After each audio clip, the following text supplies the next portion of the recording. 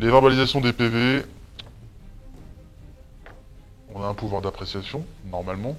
Donc, quand je suis entré dans la boîte, hein, on pouvait mettre sur le bas-côté un automobiliste, décider si on verbalisait ou pas. Au jour d'aujourd'hui, oui, on a toujours ce pouvoir d'appréciation, ça existe toujours, effectivement. Enfin, ça existe. Ça existe dans les textes. Maintenant, sur le terrain, et du moins, on nous le dit, hein, il n'y a pas d'instruction écrite, parce que ça engendrerait, entre guillemets, la responsabilité de la personne qui écrit, parce que ça serait aller à l'encontre de ce qui est dit dans le code de la route, mais maintenant c'est clair, hein, pour être serein et pour pas être trop emmerdé par sa hiérarchie, bah, on nous dit que vous allez faire 3 TA rouges, 5 TA verts, les TA rouges c'est tout ce qui est lié aux infractions au code de la route, les TA verts c'est le stationnement, tu fais ça, on t'emmerde pas, ça fait monter le chiffre de la brigade, on n'est pas emmerdé, par rapport à l'autre brigade on en fait autant si ce n'est pareil, on se fait pas emmerder, ça protège le gardien de la paix, ça protège le chef de brigade, son officier, ça fait plaisir à tout le monde et puis ça peut-être ça fait rentrer des sous. Hein. Pas dans notre portefeuille, hein, parce qu'on n'est pas payé, on n'est pas soumis, enfin on n'est pas payé au quota, loin de là. Ouais, toujours, on a toujours l'impression que c'est pas normal, mais bon. Surtout pour un excès de vitesse, quand c'est pour 1 km/h, là on est en colère parce qu'on trouve que c'est vraiment inadmissible. Il faut faire plus de mise à disposition. Alors on s'en fout que la personne a fait 2 fois rien. Une petite barre, par exemple, sur le problème des stupéfiants, sur le problème du shit de la résine de cannabis. Auparavant, une petite personne qui avait une crotte de nez, c'était pas obligatoirement une d'interpellation qui était suivie, hein, surtout dans les quartiers parisiens ou dans le 93 où il y a énormément de problèmes qui circulent en possession de petites barrettes, mini-barrettes, hein, qui font même pas 50, 1 gramme ou encore. Il faut faire du chiffre, interpeller. Mais auparavant, on interpellait une personne qui faisait vraiment quelque chose, le fonctionnaire de police travaillait bien et convenablement, et aujourd'hui, on arrive à une situation où il faut ramener tout et n'importe quoi. Faut balayer la rue, quoi, voilà.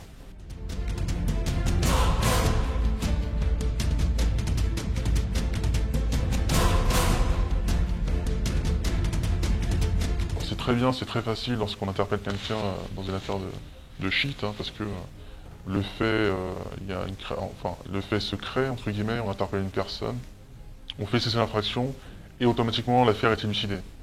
Donc c'est nickel, c'est un bâton, c'est très bien.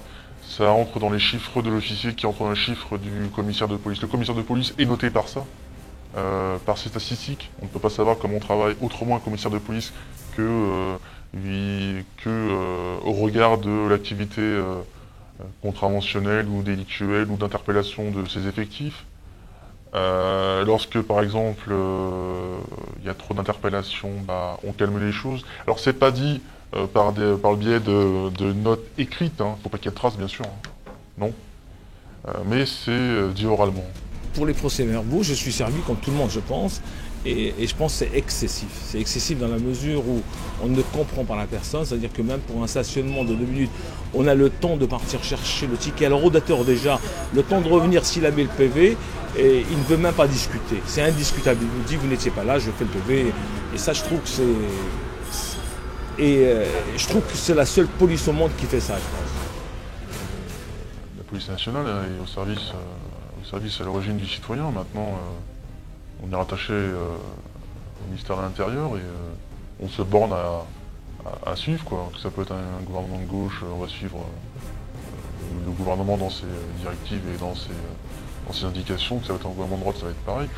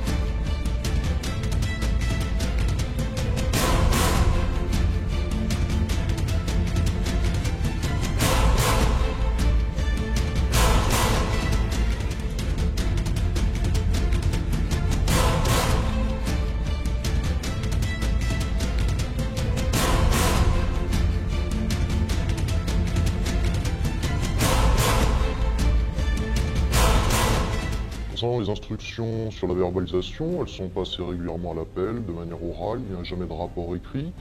Le chef de brigade qui ne ramènera pas assez de PV se fera sanctionner ou se fera déplacer. C'est vrai, c'est pas une légende, ça existe. Dans la mesure où on impose un quota de PV, que ce soit des TA rouges ou des TA verts à un fonctionnaire de police, son appréciation, il peut se la mettre de côté. Il faut absolument qu'il ramène un certain nombre de chiffres, donc il verbalise tout ce qui bouge. Bien sûr que les officiers de police judiciaire reçoivent des instructions pour mettre le maximum de personnes en garde à vue, c'est depuis Michel et Omari, puisque la garde à vue sert d'outil statistique pour savoir comment les policiers luttent contre la délinquance. Alors, les statistiques qui sont présentées aux médias sont ridicules, elles ne représentent rien du tout. Ça me rappelle notre ministre, M. Hortefeux, qui passait dans le 20h suite à l'affaire de la BAC de Grenoble, et qui expliquait que la police était active parce qu'elle avait visité en Seine-Saint-Denis 17 500 halls d'immeubles. Ça veut dire quoi visiter 17 500 halls d'immeubles? C'est-à-dire que deux fonctionnaires de police regardent à l'intérieur du hall d'immeuble s'il n'y a pas trop de jeunes ou s'il n'y en a pas, et disent ça y est, hop, j'ai visité un hall d'immeuble. En l'occurrence, on n'a absolument pas lutté contre la délinquance avec ça. Alors, réquisition du parquet sur les contrôles d'identité, en fait, c'est assez simple. C'est l'administration de police qui demande d'avoir cette réquisition. On monte ce qu'on appelle une OP, une opération, on met un officier à la tête de cette opération, on prend 2-3 véhicules de police, et le but du jeu c'est de faire du chiffre. Donc, avec ces réquisitions, qu'est-ce qu'il y a de plus simple à faire sur Paris pour faire du chiffre? C'est du sans-papier. Donc on va dans les quartiers où on sait qu'il y a du sans-papier, on contrôle ce qu'on suppose être un sans-papier, s'il est sans-papier on embarque et à la fin on fait un TG, on dit super, 2 interpellations.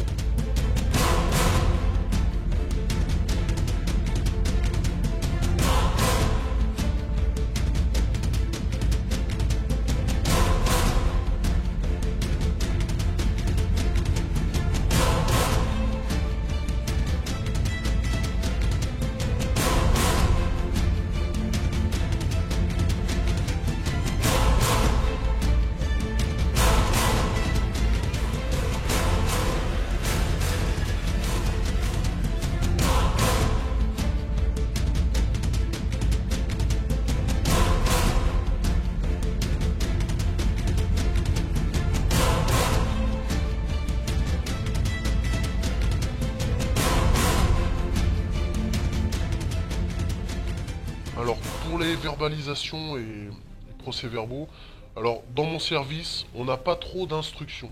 Mais je sais que dans un autre service du département, il y a un commissaire qui est arrivé et qui a vraiment mis la pression sur tout le monde. Et j'ai beaucoup de collègues qui, dans ce service-là, par exemple, ont fait des belles affaires. Ils sont rentrés au service et leur officier leur a dit « Oui, mais vous n'aurez pas de lettre de félicitations pour cette affaire.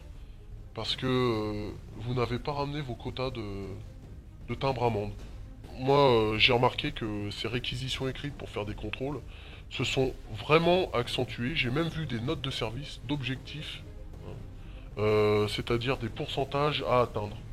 Et on nous donne les outils. On nous dit il faudra demander plus de réquisitions et tout ça.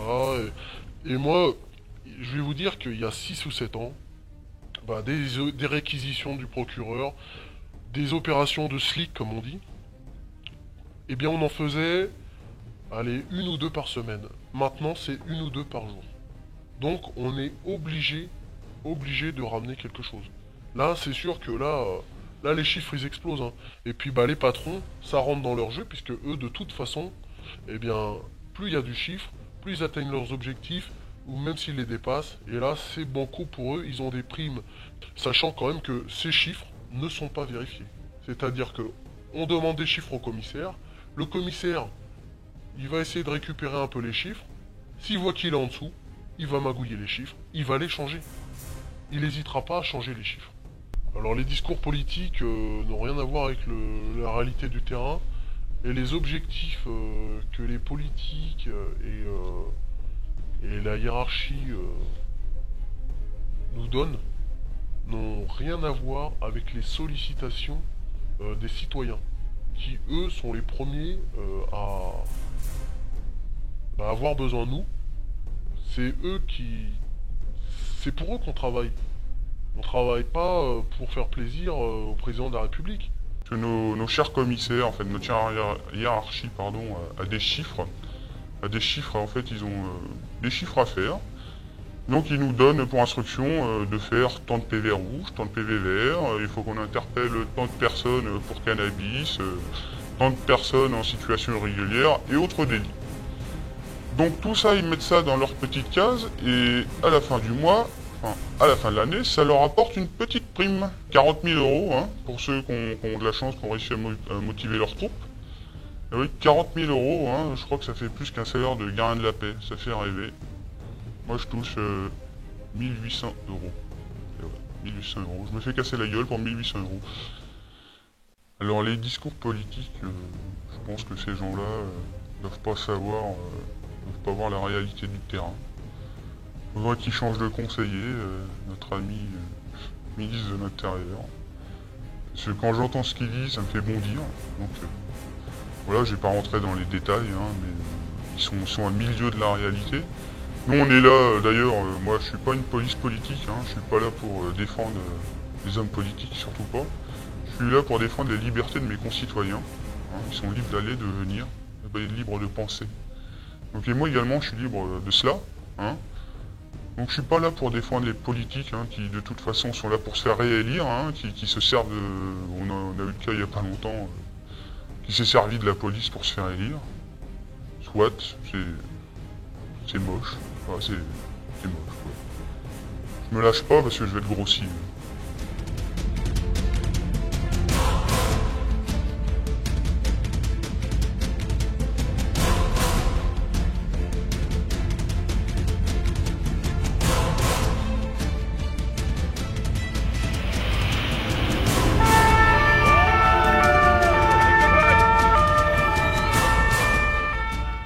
Le projet FPC, personnellement et professionnellement parlant, moi je trouve que c'est une excellente initiative, à juste titre, pour 3 raisons.